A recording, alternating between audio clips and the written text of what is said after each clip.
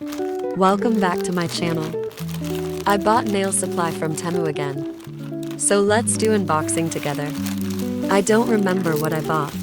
What is this? It says nail crystal. Did I order crystal? Let's open this up. If you enjoyed my video, please subscribe my channel.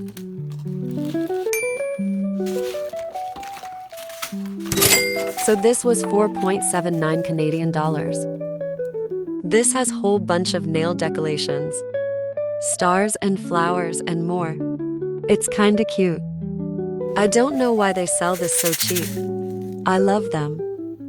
Let's move on to next. This was 10.47 Canadian dollars. This will last long time. Another clear nail tips, 4.77 Canadian dollars. 2.77 Canadian dollars. There are 50 of them. 75% of alcohol pads.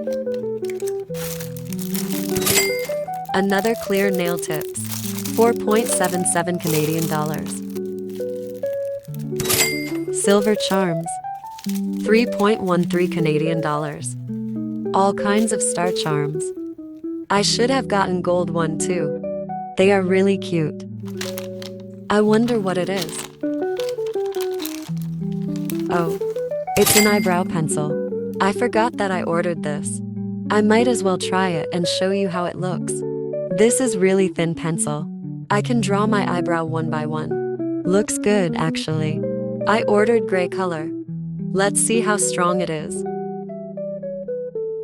I rubbed it strong, so it's understandable. If you buy this, no rubbing on eyebrows. What's next? Magnetic rod for cat's eye gel, $2.3. Chrome top coat for chrome powder, 4.71 Canadian dollars. Let's open and see the texture. It's light texture. I hope this sticks powder well. What's next?